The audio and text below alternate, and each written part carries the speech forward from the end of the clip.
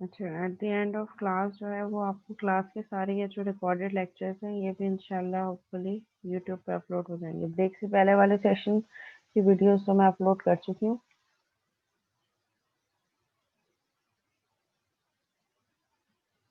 Further more मैं बाकी जो अभी आफ्टर ब्रेक वाले लेक्चर्स हैं वो भी अपलोड हो जाएंगे इंशाल्लाह। ठीक है जी, कंटिन्यू करते हैं फिर। कॉमन टाइप सिस्टम, ठीक है। सीडीएस हमने देखा था बिल्ट इन कंपोनेंट है सीएलआर का, जो कि हमें हर डेटा से रिलेटेड सारी डेटा टाइप्स बता रहा है कि कौन कौन सी डेटा टाइप्स होनी चाहिए, सो दैट जब इसके सीएलआर के पास आपके पास आईएल पहुंचे तो उसको हर चीज़ का वो चेक कर सके कि हर चीज़ जो है वो टाइप सेफ है या नहीं है। All dot net language have the same primitive data type, जितनी भी डॉट नेट की लैंग्वेजेस हैं सबकी सेम प्रिमिटिव डाटा टाइप्स है। An int in C sharp is the same as an int in VB dot net, means कि आपने हर एक standard बता दिया, सारी डेफिनेशंस बता दी डाटा टाइप्स की, और उसी के अकॉर्डिंग में आपने बताया कि आपके पास जो है वो हर लैंग्वेज के लिए कॉमन होगा।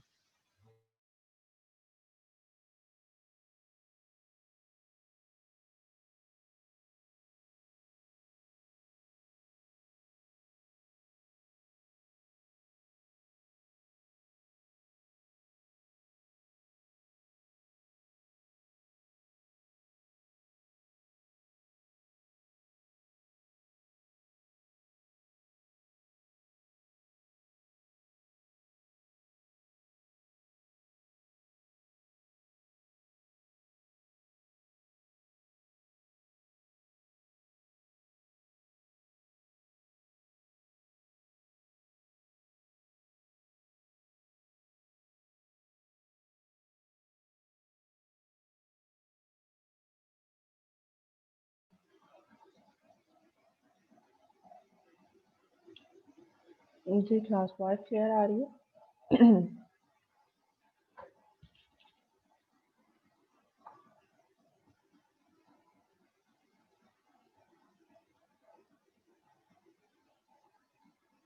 ओके, ठीक है। तो we were discussing common type system. Common type system में क्या है कि आपने एक जो है हर प्रिमिटिव डाटा टाइप बता दी कि डॉट नेट की जितनी लैंग्वेजेस हैं उनमें कौन कौन सी डाटा टाइप्स आप यूज़ कर सकते हैं, और वो सबके लिए थ्रू आउट सेम होगी। मीन्स अगर एक इंटीजर है तो वो जितनी बाइट्स रिजर्व कर रहा है, मतलब वो VB dot net C sharp में स्पेसिफिकेशन सेम होगी। ठीक है। When communicating between modules written in any dot net language, let's suppose कि हम आज एक एप्लीकेशन में दो डिफरेंट लैंग्वेजेस पे काम कर रहे हैं, एक मॉड्यूल एक लैंग्वेज में, एक दूसरा मॉड्यूल दूसरी लैंग्वेज में।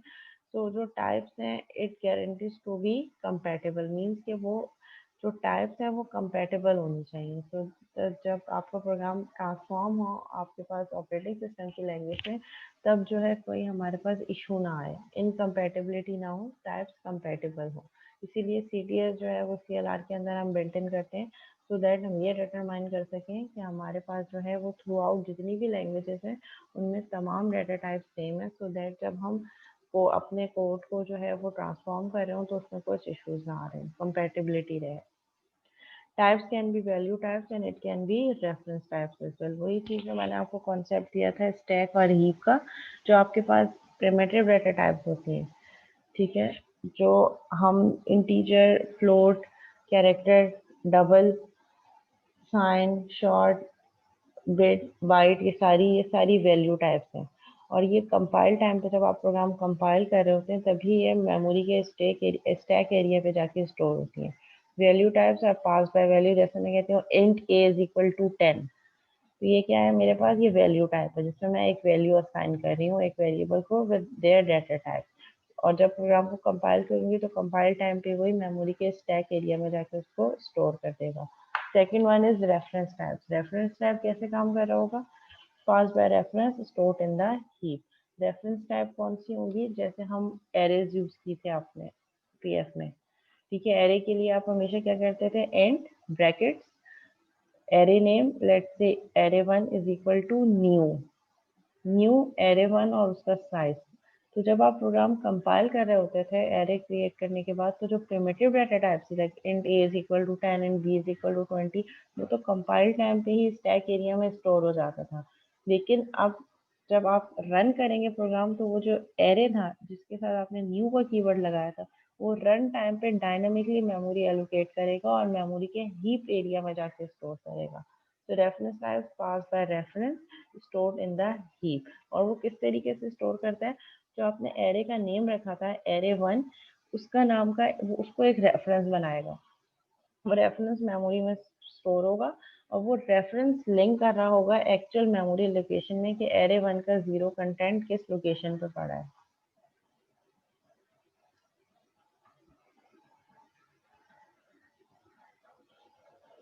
ठीक है, आप अभी भी डाटा टाइप्स वैसे यूज करेंगे लेकिन वो डाटा टाइप की जो क्लासिफिकेशन है वो इस तरीके से है।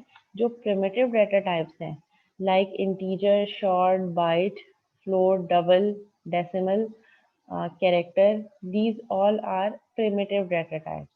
ठीक है, और जो आपके ऑब्जेक्ट्स हैं, एरेज हैं, स्ट्रिंग्स हैं, that are reference types. It means कि मेमोरी में आपने जो इनका नेम क्रिएट किया होता है उस नाम का एक रेफरेंस बनता है जो मेमोरी में जाके ये बता रहा होता है कि इस नाम का एक वेरिएबल है जो इन वैल्यूज को होल्ड के थ्रू एक रेफरेंस क्रिएट हो रहा होता है। ठीक है, तो डिफरेंस ये है, प्रिमिटिव डाटा टाइप स्टैक में एरिया में जाके स्टोर होती हैं कंपाइल टाइम पे, और जो रेफरेंस टाइप्स हैं लाइक ऑब्जेक्ट्स, एरेज, स्ट्रिंग्स, ये सारी रेफरेंस टाइप है। मीन्स ये इसका एक रेफरेंस मेमोरी में स्टोर होता है जो कि ये बता, रेफरेंस क्या होता है, मीन्स लाइक एक एड्रेस बता होता है कि ये मेमोरी के इस एड्रेस पे ये वैल्यूज स्टोर है और ये हीप एरिया पे जाके स्टोर होता है। String are of primitive data types ना। अच्छा, वो कह रहे हैं कि हम स्ट्रिंग को प्रिमिटिव डाटा टाइप भी कंसीडर कर सकते हैं। ठीक है, अगर आप स्ट्रिंग अगर आपने जब पीएफ में पढ़ी होगी तो आपने देखा होगा string s1 is equal to new string करके भी आप उसको इनिशियलाइज कर सकते हैं like an object, and you can use string as a primitive data type as well. Common language specification, any language that conforms to the CLS is a .NET language. हर वो language जो CLS को follow कर रही है, CLS के built in rules को follow कर रही है, वो .NET की लैंग्वेज है। It means in order to be add into .NET framework, a language should conform to the rules and structure defined by the CLS। ठीक है, हर वो लैंग्वेज जो .NET प्लेटफॉर्म के अंदर रन होना चाहती है उसके लिए मैंडेटरी है कि वो जो CLS है, कॉमन लैंग्वेज स्पेसिफिकेशन, उसको फॉलो करे। A language that conforms to the CLS has the ability to take full advantage of the framework class library। FCL CLS is standardized by ECMA। ठीक है, ये हमारे पास जो है वो एक स्टैंडर्ड मैकेनिज्म है जो कि स्टैंडर्डाइज कर रही होती है। तो CLS को किसने स्टैंडर्डाइज किया है, ECMA। डॉट नेट की लैंग्वेजेस कौन कौन सी हैं, कौन कौन सी लैंग्वेजेस पे आप काम कर सकते हैं डॉट लैंग्वेज की। जो उसकी अपनी बिल्ट इन लैंग्वेज है जो माइक्रोसॉफ्ट प्रोवाइड कर रहा है वो C++, C sharp, J sharp, VB dot net and JScript are the languages provided by the Microsoft. You can also use third-party language under .NET platform like Perl, Python, Pascal, APL, COBOL, FL, SQL, ML, Oberon, Scheme, Smalltalk. These all are the third parties language which can also be embedded into .NET framework। आप इन languages पे भी काम कर सकते हैं through .NET framework। But ये third party languages हैं, Microsoft supported language नहीं है। जो लैंग्वेजेस माइक्रोसॉफ्ट खुद से प्रोवाइड कर रहा है वो ये सारी हैं, और जो थर्ड पार्टीज लैंग्वेज हैं उनको भी आप इंटीग्रेट कर सकते हैं, उनको भी एम्बेड कर सकते हैं अपने .NET के एनवायरनमेंट में। एडवांस मल्टी लैंग्वेज फीचर्स हैं, cross language inheritance and exception handling. Means multiple languages में भी एक्सेप्शन हैंडलिंग आप प्रोवाइड कर सकते हैं और इनहेरिटेंस भी प्रोवाइड कर सकते हैं। Object system is built in not bolted और नो एडिशनल रूल्स और एपीआईज टू लर्न। ठीक है, आपको ऐसे कोई नई रूल और एपीआई लर्न करने की जरूरत नहीं है, ये आपका एडिक नहीं है, बट आपको पता होना चाहिए कि दीज आर द रूल्स जो फॉलो हो रहे हैं। एज अ प्रोग्रामर आपको जिस लैंग्वेज पे काम करना है आपको उस लैंग्वेज पे ग्रिप होनी चाहिए। ठीक है, अब हम लैंग्वेज का ओवरव्यू देख रहे हैं। सी शार्प लैंग्वेज पे हम काम करेंगे which is a mixture between C++, Java and Delphi. C sharp language जो है वो कोर फीचर ले रही है अपनी प्रीवियस लैंग्वेज C++, जावा के भी कुछ कम कॉन्सेप्ट ले रही है एंड डेल्फी लैंग्वेज के भी।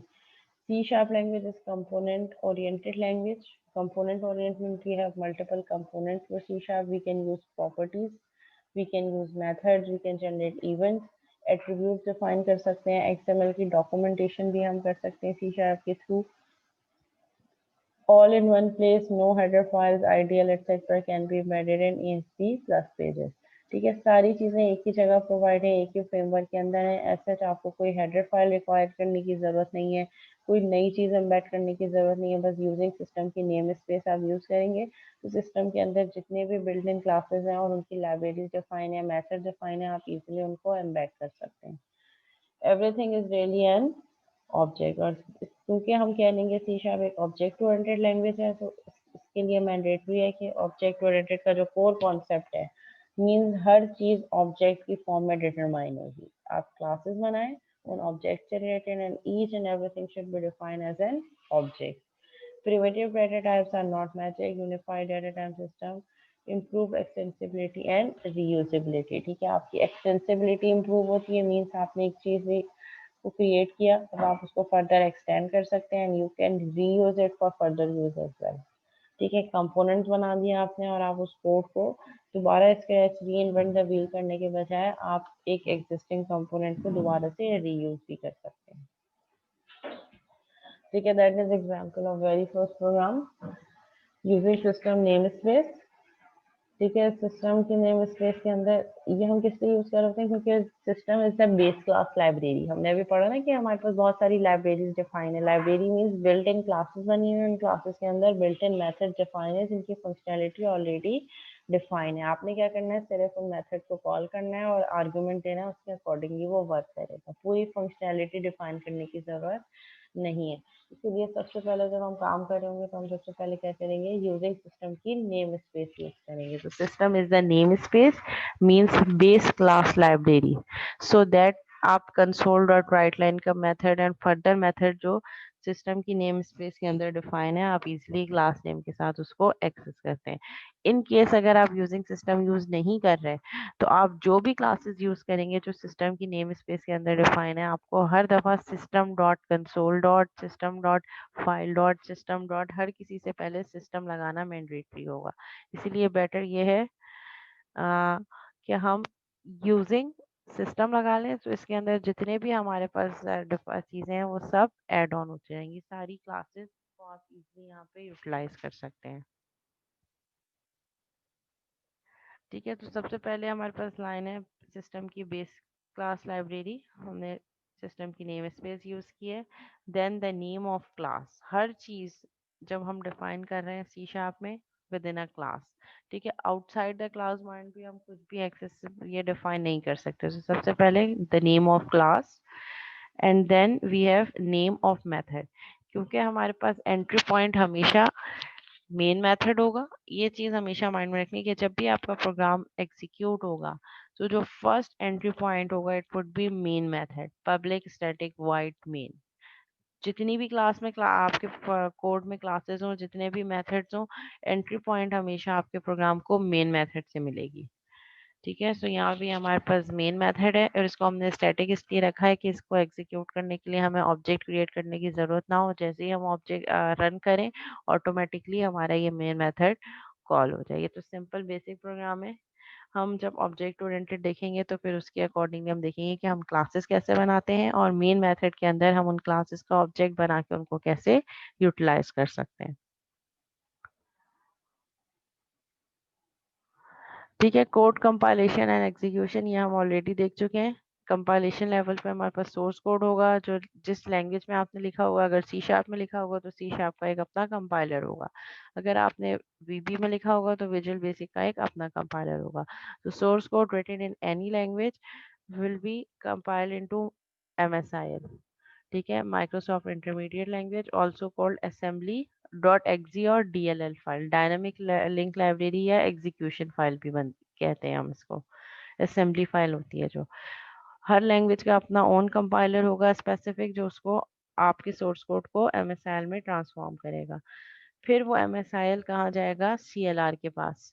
CLR की एग्जीक्यूशन होगी। CLR में एक कंपोनेंट होगा जस्ट इन टाइम कंपाइलर, जो आपके पूरे कोड को जो फर्स्ट टाइम कोड एग्जीक्यूट हो रहा होगा जस्ट इन टाइम कंपाइलर में, आपका जस्ट इन टाइम कंपाइलर पूरे कोड को एक साथ जो है वो एग्जीक्यूट करेगा और नेटिव कोड यानी कि ऑपरेटिंग सिस्टम के बाइनरी कोड में इसको ट्रांसफॉर्म कर देगा।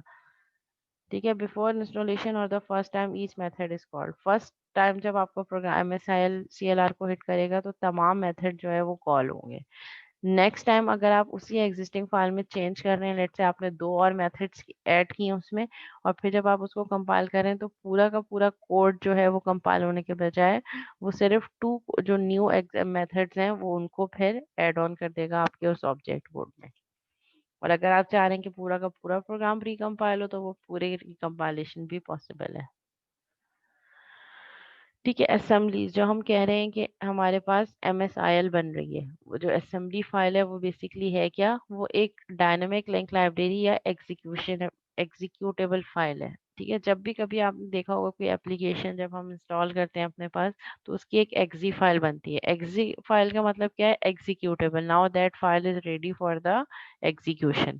तो इसीलिए हम जब कोड, सोर्स कोड होता है, लैंग्वेज स्पेसिफिक कंपाइलर उसको MSIL में ट्रांसफॉर्म करता है। Now that code is ready for the execution. Smallest deployable unit in the CLR. Have unique version number. अच्छा, जो MSIL बनेगा हर MSIL का एक अपना वर्जन नंबर होगा। No version conflicts known as DLL help. ठीक है, वर्जन का कोई कॉन्फ्लिक्ट नहीं आता है कि भाई वर्जन नेम सेम होने क्या हो, वो ऑटोमेटिकली आपका CLR परफॉर्म कर रहा होता है। Contains IL code to be executed. उस फाइल में आपके पास क्या होगा, इंटरमीडिएट लैंग्वेज कोड, जो असेंबली कोड होगा जिसको ऑपरेटिंग सिस्टम के अकॉर्डिंगली CLR एग्जीक्यूट करेगा। Security boundaries permissions are granted at the assembly level. Type boundary, all types include the assembly name they are a part of. Her type जो है वो assembly के अंदर define है जिस assembly की वो part है। Self describing manifest metadata that describe the types in the assembly. अच्छा, जो हम IL बना रहे हैं उस IL में हमारे पास metadata भी होगा। Metadata is basically data about data. जो data IL में store है उससे related जो information है वो metadata होगी। ये एग्जांपल है मेटाडाटा की। जो आपका सोर्स कोड है, जब आप उसको लैंग्वेज स्पेसिफिक कंपाइलर जब आपके सोर्स कोड को IL में ट्रांसफॉर्म करेगा तो वो IL कुछ इस टाइप की होगी। उसमें क्या चीज़ें होंगी, 2 चीज़ें होंगी। टाइप डिस्क्रिप्शन, जिसमें आपको ये पता चलेगा कि कौन कौन सी क्लासेस हैं आपके कोड में, यानी कि कितनी क्लासेस हैं, उनमें से बेस क्लास कौन सी है। अगर इनहेरिटेंस हो रही है तो base class means parent class, सबसे टॉप लेवल क्लास कौन सी है। इम्प्लीमेंटेड इंटरफेसेस, अगर आपने अपने कोड में इंटरफेसेस यूज किए हैं तो वो कौन कौन से हैं। डेटा मेंबर्स, यानी कि जो एट्रीब्यूट्स आपने डिफाइन किए हैं वो क्या हैं। लेट से अगर मैं एक एग्जांपल देती हूँ, मैंने क्लास बनाई पर्सन की। ठीक है, क्लास पर्सन, पर्सन से रिलेटेड हमारे पास एट्रीब्यूट्स क्या क्या हो सकते हैं। स्ट्रिंग नेम, उसका नेम होगा। स्ट्रिंग नेशनैलिटी, वो किस जो है वो कंट्री से बिलोंग कर रहा है। स्ट्रिंग या इंटीजर, उसका CNIC नंबर। और क्या चीज़ हो सकती है, उसकी हाइट, फ्लोट हाइट। ठीक है, तकरीबन तमाम हमने प्रिमिटिव डाटा टाइप्स यूज कर ली। तो यहाँ पे इसकी डिस्क्रिप्शन में क्या चीज़ें आएंगी, क्लास कौन सी होगी, पर्सन की। बेस क्लास अभी हमने कोई ऐसे यूज नहीं की, इंटरफेस को इम्प्लीमेंट नहीं किया। डेटा मेंबर्स कौन कौन से होंगे, जो हमने सारे नेम, वो डेटा एट्रीब्यूट रखे थे, नेम, उसकी एज, उसकी हाइट, उसके तमाम एट्रीब्यूट वो डेटा मेंबर्स के अंदर डिफाइन हो गए। And methods, methods let's say person से रिलेटेड हमने कुछ मेथड बना दिया। Person can walk, a person can talk. Methods वो सारे ऑपरेशन जो वो क्लास परफॉर्म करी, और data members are the attributes. ठीक है, तो ये सारी इंफॉर्मेशन इस तरीके से एक आयल बन जाएगी, इंटरमीडिएट लैंग्वेज। असेंबली डिस्क्रिप्शन क्या होगी, ऐसा हर असेंबली जो बनेगी, हर एक आयल बनेगी, उसका कोई ना कोई नेम होगा, कोई वर्जन होगा, कल्चर होगा। ये ऑटोमेटिकली आपका CLR कर रहा होता है। और अगर उसमें कोई और असेंबली भी हमने एम्बेड करनी है तो उसकी डिटेल, कि कोई और असेंबली है उसको हमने कितना परमिशन देनी है, एंड एक्सपोर्टेड टाइप, उसको एक्सपोर्ट जो किया है उसकी टाइप क्या है। तो बैकएंड पे जो IL बन रही होगी जब आप प्रोग्राम को कंपाइल कर रहे होंगे, now that program is ready for execution, तो कंपाइल करते वक्त ही उसकी एक एक्जी फाइल बन जाएगी जिसको हम MSIL या असेंबली कह रहे हैं, और वो इस तरीके से पूरी इंफॉर्मेशन होल्ड कर रही होगी। एप्लीकेशन, एक एप्लीकेशन क्या होगी, वन और मोर असेंबलीज। एक एप्लीकेशन में एक या एक से ज्यादा असेंबलीज हो सकती हैं। बिल्कुल वैसे ही एक एप्लीकेशन में जैसे एक या उससे ज्यादा क्लासेस डेफिनेटली एग्जिस्ट कर रही होंगे। असेंबली कॉन्फ्लिक्ट रेजोल्यूशन, अगर मल्टीपल असेंबलीज हैं तो उनके कॉन्फ्लिक्ट रेजोल्यूशन कैसे होगी, using metadata. Local preferred global assembly cache भी आप यूज कर सकते हैं, बट प्रेफरेबल क्या है कि आप लोकल मेटा डाटा यूज करें। और अगर आप ग्लोबल असेंबली कैश यूज करना चाह रहे हैं तो ये भी कर सकते हैं। Different applications may use different versions of an assembly, easier software updates, easier software removal। ठीक है, मल्टीपल एप्लीकेशंस हो सकता है different version of assembly use करें। लेट्स से एक एप्लीकेशन एक वर्जन यूज कर रही हो असेंबली का और दूसरे एप्लीकेशन को दूसरा वर्जन रिक्वायर्ड हो, तो इस तरीके से different application can use multiple and various version of an existing assembly, जिससे आपके पास इजियर सॉफ्टवेयर अपडेट भी होंगे और इजियर सॉफ्टवेयर रिमूवल भी होगा। Now visual studio dot net. Visual studio dot net क्या है? डेवलपमेंट टूल है जो कि rich set of productivity and debugging features, supports managed and unmanaged applications, supports C Sharp, C++, VB.NET, many useful tools and widgets। आप tools and widgets भी use कर सकते हैं Visual Studio .NET के अंदर। Windows form designer, form design भी कर सकते हैं। ASP.NET फॉर्म के भी डिजाइन कर सकते हैं, मीन्स वेब बेस्ड एप्लीकेशन भी डिजाइन कर सकते हैं, वेब सर्विसेज भी जनरेट कर सकते हैं, SQL सर्वर से इंटीग्रेट भी कर सकते हैं, और XML और ADO.NET को SQL सर्वर से भी इंटीग्रेट कर सकते हैं। मीन्स बहुत ज़्यादा जो है वैरायटी है और बहुत ज़्यादा फीचर्स हैं जो हमारा .NET एनवायरनमेंट जो है वो प्रोवाइड कर रहा है। VS.NET is not part of the .NET environment framework, not necessary to build or run managed code. The .NET Framework SDK includes command line compilers. VS.NET single development environment and skill sets। From Visual Studio .NET you can write code। Visual Studio .NET से आप code write down कर सकते हैं, user interface generate कर सकते हैं, documentation को study कर सकते हैं, अपने कोड को डिबग कर सकते हैं, टेस्टिंग कर सकते हैं, एंड डिप्लॉयमेंट यानी कि अपने कोड को या जो एप्लीकेशन है उसको इम्प्लीमेंट कर सकते हैं। Same tools for all language, her language के लिए टूल सेम रहेंगे। Same tools for all platform, her platform के लिए टूल्स भी सेम रहेंगे, चाहे आप मोबाइल प्लेटफॉर्म यूज करें, वेब बेस्ड यूज करें, या आप डेस्कटॉप बेस्ड यूज करें, टूल थ्रू आउट सबके लिए सेम रहेंगे। ठीक है, इन्होंने सिंपल एग्जांपल दिया है विजुअल स्टूडियो .NET की।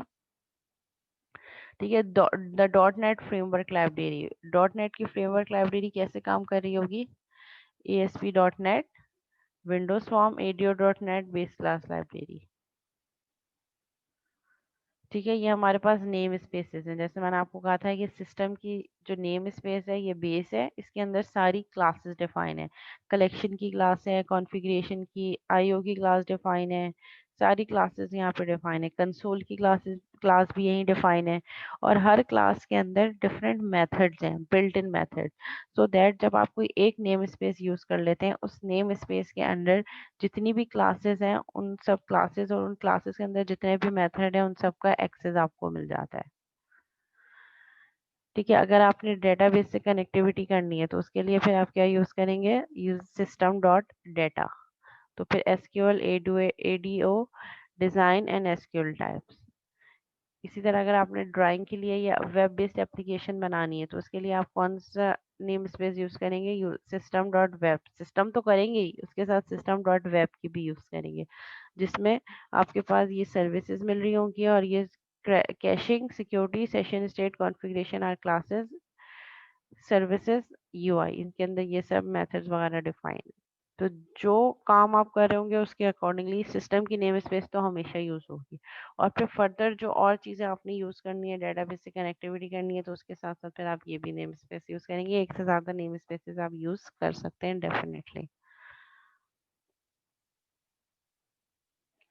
ठीक है, base class library name spaces.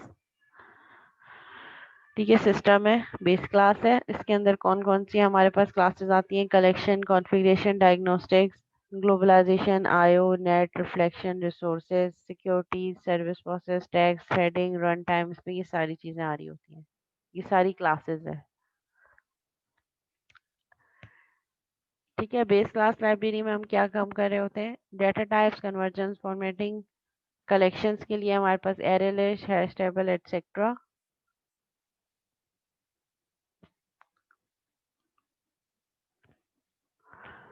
Globalisation, culture, sorting, etcetera. Input output के लिए binary and text stream, file, etcetera. Networking के लिए HTTP hypertext transfer protocol, transfer control protocol, IP internet protocol, socket etcetera. Reflection के लिए मतलब ये बता रहे हैं कि आपके पास बेस क्लासेस लाइब्रेरी है जिनमें ये काम आप कर सकते हैं। कलेक्शन के अंदर you can use array list and hash table. Globalization के लिए कल्चर सॉर्टिंग एक्सेट्रा। तो ये हमारे पास क्या है, डिफरेंट क्लासेस डिफाइन है और इसके अंदर आप डिफरेंट मेथड डिफाइन है जिसके अंदर आप ये काम कर सकते हैं। सिस्टम डॉट डाटा के अंदर ये चीज़ें, XML के अंदर ये क्लासेस डिफाइन है। विंडोज फॉर्म इस क्या है, हमारे पास फ्रेमवर्क है so that you can create graphical user interface based application.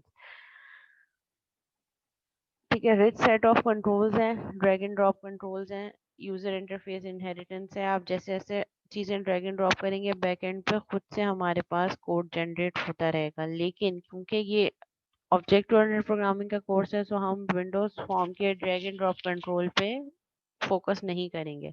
वो चीज़ें हम as a part of project to use कर सकते हैं, लेकिन उसके बैक एंड पे इम्प्लीमेंटेशन ऊप के कॉन्सेप्ट होने चाहिए।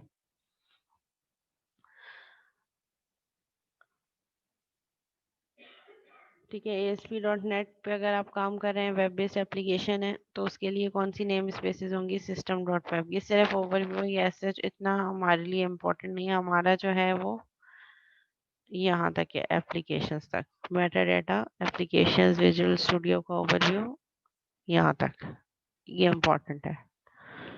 ठीक है, बाकी तो उन्होंने फर्दर बताया कि अगर आपने फॉर्म बेस्ड एप्लीकेशन भी यूज कर सकते हैं, आप एसक्यूएल से कनेक्ट करना हो तो उसकी कौन सी नेम स्पेसेस होंगी। ठीक है, दैट इज द समरी को एक दफा गो थ्रू कर लें, और अगर कोई क्वेश्चन है तो आप पूछ सकते हैं क्वेश्चन।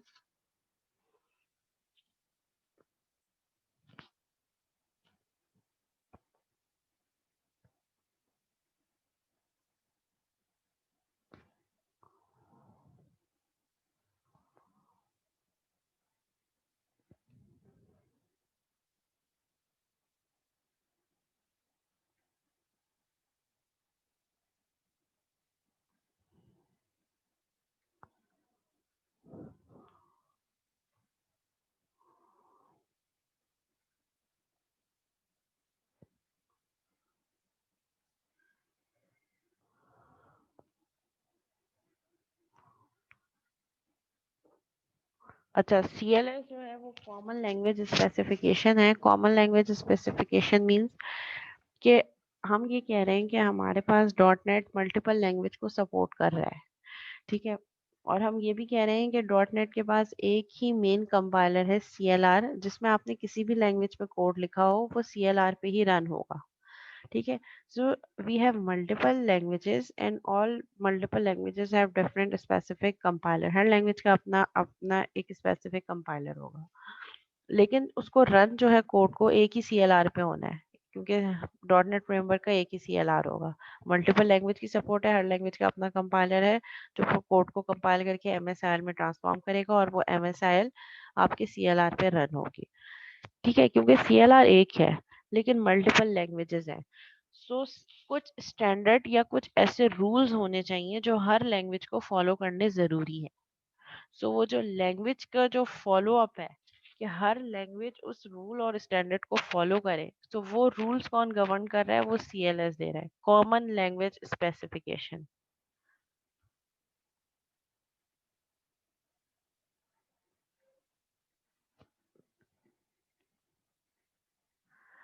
ठीक है, सो ये हमारे पास क्या हो गया, ये CLS कॉमन लैंग्वेज स्पेसिफिकेशन, कि हर मल्टीपल लैंग्वेज को सपोर्ट तो कर रहा है हमारा .NET। हर लैंग्वेज को जिसको वो सपोर्ट कर रहा है, हर उस लैंग्वेज को कुछ स्टैंडर्ड रूल्स हैं जो फॉलो करने। ठीक है, डेटा कैसे स्टोर करना है, एट्रीब्यूट कैसे डिफाइन करने हैं, मेथड अगर वेरी बनाना है या हमने कोई ऑपरेशन बनाना है तो ऑपरेशन के लिए क्या फील्ड्स होंगी। तो कुछ जो स्पेसिफिकेशंस हैं, जो स्टैंडर्ड्स हैं, जो तमाम लैंग्वेज को फॉलो करने, वो रूल जो है वो हमारे पास क्या होंगे, वो CLS में डिफाइन होंगे, common language specification, common standards rules या गोल्स जो तमाम लैंग्वेज जो .NET के अंदर आ रही हैं वो फॉलो करेंगी। अच्छा जी, और क्या क्वेश्चन है? बस, how is stacks data any different from a hive. We have not stated data structure yet. Farzan, आपका क्वेश्चन मुझे समझ नहीं आया, मैं आपको अनम्यूट कर रही हूँ, आप फिर अपना क्वेश्चन पूछ लो।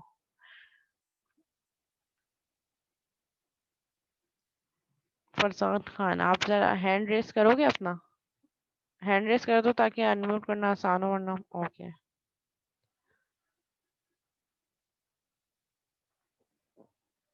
जी फरजान। अस्सलाम वालेकुम। वालेकुम अस्सलाम। बस वो अभी अक्सर अभी आप जो समझाए थे ना, मैं बार बार हाइव और इसका वर्ड आ रहा था बार बार, स्टैक्स का डाटा डाटा में। हाइव का नहीं, हीप था वो, हीप, HEAP, हीप। जी कंटिन्यू करो क्वेश्चन अपना।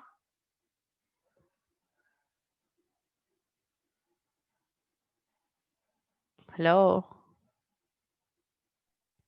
जी मैं सॉरी, एक्सीडेंटली म्यूट हो गए थे। जी तो बस वो हम ये समझ नहीं पा रहे थे कि हीप और ये जो आप दूसरा डाटा टाइप बताइए, बस इसमें क्या फ़र्क है स्टैक्स एंड हीप में? अच्छा, ये फर्क एज अ प्रोग्रामर जो है, मतलब जब हम काम कर रहे होंगे तो हमें ये डिफरेंस नहीं पता चल रहा होगा, ठीक है। बट बेसिकली जब हम कोई काम कर रहे होते हैं तो मेमोरी को 2 पोर्शंस में हमने डिवाइड होती है, डिवीजन मेमोरी की, रैम की बात कर रहे हैं, एक स्टैक और एक हीप। ये डिवीजन इसलिए होती है कि हम आइडेंटिफाई कर लें कि जब हम प्रोग्राम को अभी कंपाइल कर रहे हैं तो कंपाइलेशन में कौन कौन सा डेटा मेमोरी में सेव होगा और कौन कौन सा डेटा मेमोरी में सेव नहीं होगा। So at the time of compilation जो डेटा मेमोरी में स्टोर होता है, हम उसको कह रहे हैं कि वो स्टैक वाले एरिया में चला जाए, ठीक है। तो जो हम वेरिएबल डिक्लेरेशन कर रहे होते हैं, वेरिएबल इनिशियलाइजेशन कर रहे होते हैं, वो कंपाइल टाइम पे ही मेमोरी में स्टोर हो जाता है।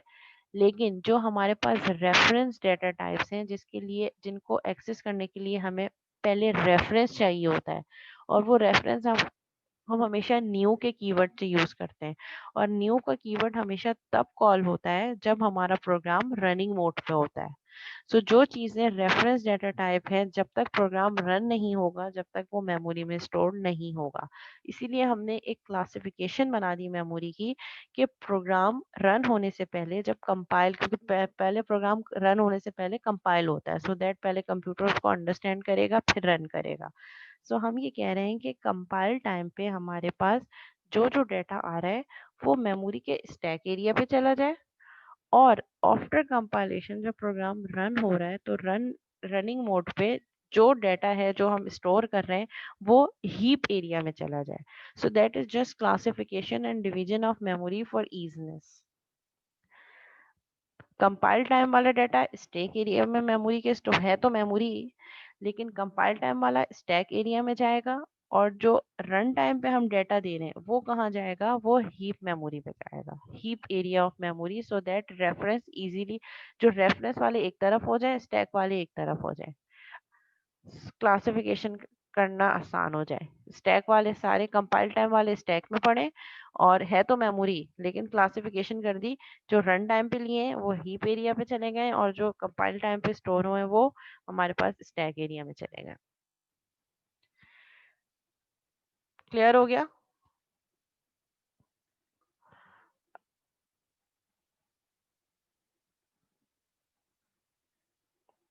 ठीक है, एनीवन एल्स, किसी और को कोई क्वेरी या कोई क्वेश्चन है? अच्छा, एक क्वेश्चन है, हम एक्सएमएल क्यों यूज करते हैं?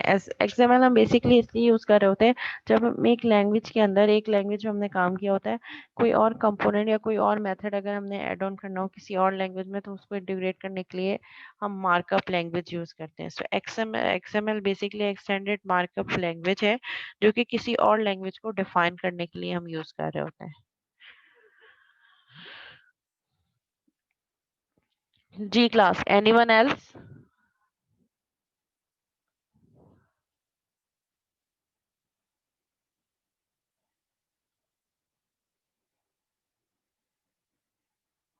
ठीक है, तो सी शार्प हमारे पास क्या है? C sharp is basically a general purpose object oriented programming language, जिसको माइक्रोसॉफ्ट ने डेवलप किया है प्रोग्राम डेवलपमेंट के लिए, डॉट नेट फ्रेमवर्क को यूज करते हुए। It's just like a language, and many features resemble those of C++ and Java. ठीक है, जैसे हमने पहले पढ़ा था कि हम ये जावा और सी प्लस प्लस के फीचर को इनहेरिट कर रही है। जैसे जावा में ऑटोमेटिक गार्बेज कलेक्शन होती है, यहाँ पे सी शार्प में भी ऑटोमेटिक जावा गार्बेज कलेक्शन वाला फीचर यूज हो रहा होता है हमारे पास। ऑब्जेक्ट ओरिएंटेड प्रोग्रामिंग क्या है? Object oriented programming is a programming concept which is used in modern programming language, जिसमें मोस्ट हमारा जो फोकस है वो क्या होता है, वो ऑब्जेक्ट पे होता है। ये चीज़ हम करेंगे नेक्स्ट क्लास में स्टार्ट। आज मैं सिर्फ ओवरव्यू दे रही हूँ सो दैट हमें एक थोड़ा सा आइडिया हो जाए। और ये जो आज का लेक्चर है ये भी मैं एलएमएस पे अपलोड कर दूंगी अभी आफ्टर क्लास, और जो नेक्स्ट अपकमिंग लेक्चर है वो भी मैं अपलोड कर दूंगी सो दैट आपके पास एक आइडिया हो। कोर्स आउटलाइन भी अपलोड कर दूंगी, और रिकॉर्डेड लेक्चर्स तो ऑलरेडी ब्रेक से पहले वाले अपलोड हो चुके हैं यूट्यूब पे, रिमेनिंग भी हो जाएंगे। ठीक है, so objects are the most important part of any program. Objects क्या है? अगर मैं कह रही हूँ कि मैं एक डेस्कटॉप बेस्ड एप्लीकेशन बना रही हूँ, let's say student management system. अब स्टूडेंट मैनेजमेंट सिस्टम पे इससे पहले जब आपने काम किया होगा पीएफ में, तो आपका फोकस होगा मेथड्स पे कि कौन कौन से मेथड्स बनेंगे, तो स्ट्रक्चर प्रोग्रामिंग थी वो। लेकिन जब हम ऑब्जेक्ट ओरिएंटेड प्रोग्रामिंग की बात करें, तो ऑब्जेक्ट ओरिएंटेड प्रोग्रामिंग में हमारा मेन फोकस किस पे होगा? ऑब्जेक्ट्स पे। अगर मैं स्टूडेंट मैनेजमेंट सिस्टम की बात कर रही हूँ तो मैं उसके मेथड्स को आइडेंटिफाई करने से पहले पहले मैं ऑब्जेक्ट्स आइडेंटिफाई करूंगी कि स्टूडेंट मैनेजमेंट सिस्टम में मेरे पास कौन कौन से ऑब्जेक्ट्स होंगे। सो ऑब्जेक्ट्स कौन कौन से होंगे? स्टूडेंट होंगे, टीचर्स होंगे, कोर्सेज होंगे। ठीक है, so these all are objects. अब मैंने ऑब्जेक्ट आइडेंटिफाई कर लिए, अब मैं उन ऑब्जेक्ट से रिलेटेड क्लासेस बनाऊंगी। एक क्लास स्टूडेंट की बनेगी, एक क्लास टीचर की बनेगी, एक क्लास कोर्स की बनेगी, एक क्लास क्विज की बन सकती है, टेस्ट की बन सकती है, असेसमेंट की एक क्लास बन सकती है। ठीक है, एक क्लास ग्रेड की बन सकती है, बल्कि ग्रेड को हम स्टूडेंट के अंदर ही एम्बेड कर सकते हैं कि ग्रेड एक मेथड होगा जो स्टूडेंट की क्लास के अंदर डिफाइन होगा। अब हमने ऑब्जेक्ट्स आइडेंटिफाई कर लिए, next step would be identification of method, कि हर वो ऑब्जेक्ट कौन कौन से एट्रीब्यूट्स स्टोर कर रहा है और कौन कौन से मेथड यूटिलाइज कर रहा है। लेट्स से अगर मैं स्टूडेंट की बात करूं, मैंने ऑब्जेक्ट आइडेंटिफाई कर लिया स्टूडेंट। अब स्टूडेंट के एट्रीब्यूट्स क्या क्या हो सकते हैं? दो चीजें होती हैं हर क्लास ऑब्जेक्ट से रिलेटेड, उसके एट्रीब्यूट्स और उसके मेथड। अगर मैं स्टूडेंट की बात करूं तो स्टूडेंट के लिए क्या चीजें होंगी? स्टूडेंट का नेम उसका एट्रीब्यूट होगा, उसकी डिग्री प्रोग्राम, कि वो कौन से डिग्री प्रोग्राम में इनरोल्ड है, बीएससीएस में, बीएससीआरपी में है, उसकी सीजीपीए कितनी सीजीपीए है, और कितने कोर्सेज में वो इनरोल्ड है अभी, और उसका सेमेस्टर कौन सा है या बैच ऑफ इनरोलमेंट कौन सा है, इधर 2016 है, 2020 में इनरोल हुआ है, 21 में हुआ है, 2019 में इनरोल हुआ है वो बैच। ठीक है, तो ये सारे एट्रीब्यूट्स हो गए। और मैं अगर मेथड की बात करूं तो स्टूडेंट से रिलेटेड उसके क्या क्या मेथड हो सकते हैं? मेथड हो सकते हैं उसकी sum of marks, CGPA calculation, grade कितना बन रहा है, कितने कोर्सेज में एनरोल्ड है। ठीक है, ये सारे एट्रीब्यूट हैं। इसी तरह हम पहले ऑब्जेक्ट को आइडेंटिफाई करते हैं, फिर उसके एट्रीब्यूट और मेथड डिफाइन करते हैं, that is object oriented programming. In OOP the data is group together with the methods. ठीक है, हम क्या कह रहे हैं कि ऑब्जेक्ट ओरिएंटेड प्रोग्रामिंग में भी हम मेथड यूज करेंगे डाटा को ग्रुप करने के लिए। इन OOP the data is grouped together with the methods that operate upon it, which make it easy to maintain the integrity of the data and provide a structure to the program, so that program को एक structure define हो सके और हमें operations पता चल सके कि उस class के क्या क्या operations perform हो सकते हैं। अच्छा, मीटिंग एंड होने वाली है, सेम मीटिंग आईडी पे फॉरवर्ड ज्वाइन करना है सो दैट हम पे क्लास को वाइंड अप कर सके।